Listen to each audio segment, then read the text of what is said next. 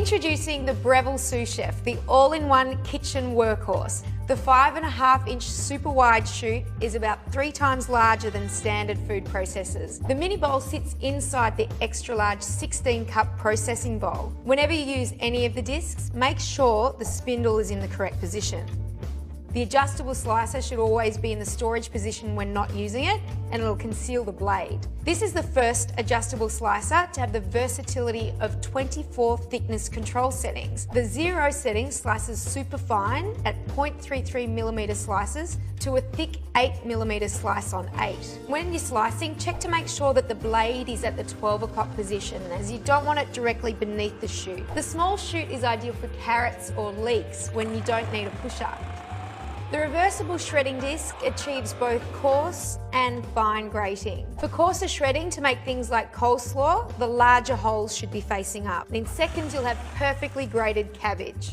For finer shredding, flip the disc and have the smaller holes facing up. The julienne disc is great to cut carrots and zucchini for salads. For shorter matchstick sized vegetables, use the small feed chute and put them straight in. Use the French fry disc and you can fit a whole potato to make 5-inch French fries. Or for a new twist, try sweet potato. Be sure not to apply too much pressure and just let it grab the potato. The emulsifying disc is used to whip and aerate ingredients such as cream, egg whites, milkshakes and mayonnaise. The timer is handy to make recipes for the first time, and you can monitor the time it takes and then program it in for the next time. The micro-serrated S-blade chops raw and cooked food to puree, chop and mince. For many processing tasks, we recommend the pulse button so you can really control the size you want. For raw meat, chicken and fish, cut them into 1-inch cubes and then use the start pause button to mince them. The kneading blade is great for pastry and bread and can easily handle large batches of dough.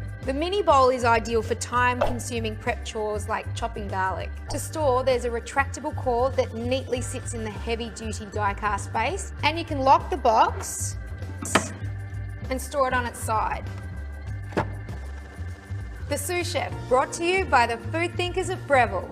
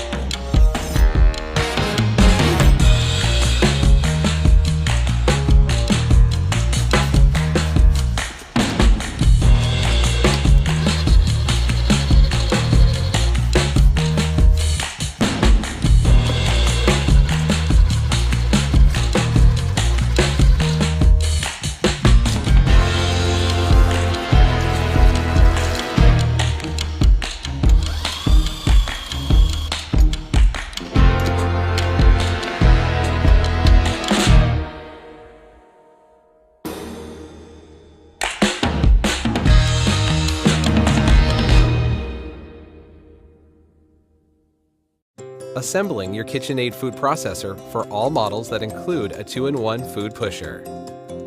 These instructions apply to the 7-cup food processor, the 7-cup food processor with ExactSlice system, and the 14-cup food processor with commercial-style dicing kit.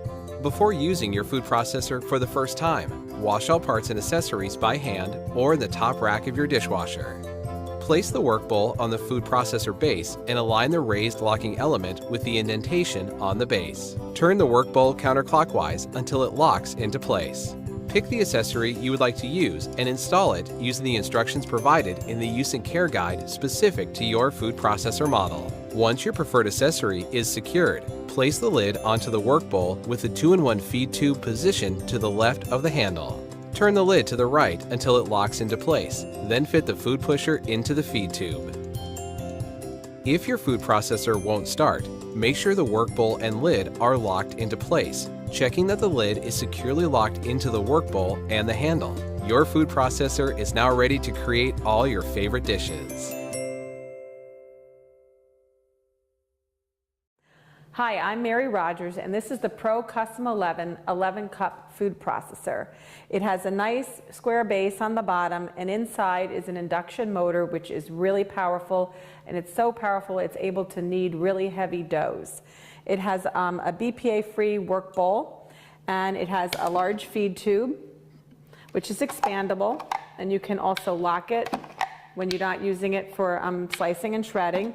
You just slide this on, press it down to lock it into place, and it also has inside a small feed tube which allows you to add ingredients when you're food processing, or you can even use it to slice and shred. So that's your small food pusher. The way you activate the food processor, it has paddle controls. You just press the on button and it runs continuously. Press the off button and it will stop. You can also use this button to pulse intermittently. So you just press it down. We usually say hold it down for in increments of 1 second or less, and that gives you really great control over your processing needs. So let's look at some of the accessories that come with your food processor. First, you have your S blade or chopping blade. Always hold it by the plastic hub. This you will get a lot of use out of. It's for mixing, pureeing, also doing things like mincing. So if you want to mince a clove of garlic, it's able to do that. The next item is your dough blade. This is used for any amounts of dough over 3 cups. If you're using less than 3 cups, say if you're doing pie crust, use your S blade. This dough blade is meant to be used for pizza dough, bread dough, any type of yeast-based doughs. Next, you have 3 discs. The one in the front is the 2mm disc. That's great for slicing potatoes really thin for like an au gratin. Your next one is a 4mm disc that happens to be what we call a regular medium slice. You can use that for doing any type of sliced vegetables or fruit salad, or even string beans for French cut string beans. And the last item here, which is your disc, is your shredding disc. Use this for shredding any kind of cheese, like for pizzas or any needs like that. To use your disc, you use your stem adapter and you line up the arrow on the disc with the stem adapter. You hold it down and twist it to get it in the right place. Always put your disc on a countertop, make sure it's on a flat surface when you're mounting your stem adapter. To remove it, you just pull up this lever, twist, and remove it. One of the last items I want to show you is your compact flat cover. This comes in really handy when you're doing tasks that are really confined to the bottom of the work bowl. So that would be chopping, mixing, pureeing, doing any type of bread dough. Make sure that your Cuisinart logo is in the front. You put it down, you twist it to lock it into place. It has a small removable feed tube, a little hole in the bottom, so if you need to incorporate any oil or liquids for an emulsification, use that. To remove it, you just twist it, turn it, lift it, and remove it. The last item here is your spatula, which comes with your food processor. Use the flat edge around the work bowl, and that's how you scrape down the sides to make sure you incorporate everything that you need to incorporate. And then also the food processor comes with a how-to DVD. Make sure you watch it because it'll give you some great tips and recipe demonstrations that'll give you ideas on how to get the most out of your food processor. So with that, today I'm going to show you something that I like to make for the holidays.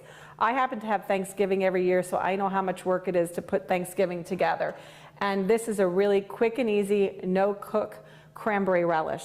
First, we're going to put in our S blade, because we're going to do some chopping, and we're going to put in the sugar, along with our orange zest. And this is a really cool way to do this. You just put on the lid.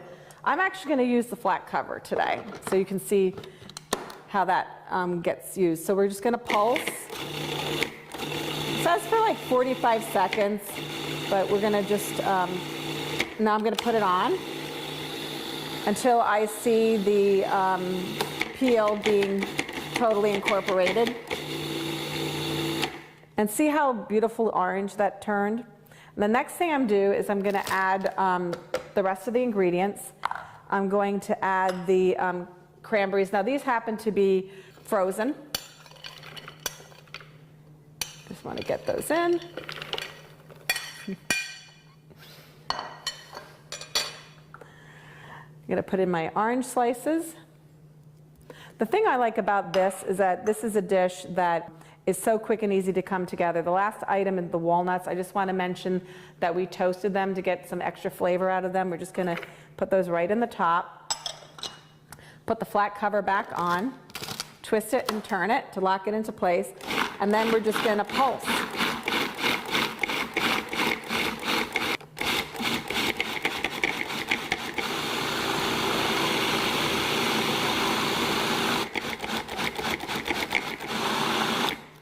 Depending on how you like your cranberry relish, just keep an eye on the process. I like mine really, really smooth. But let me show you this. I'm just going to show you how consistently this came out. Look what a beautiful cranberry relish we made in minutes. And I have to tell you, when I do Thanksgiving, you're cooking for days. So if you can put together something like this just in seconds, and you have a beautiful fresh cranberry sauce with, you know, a nutty flavor and a little citrus on it, it couldn't be easier to help you in the kitchen by having a great food processor at your side.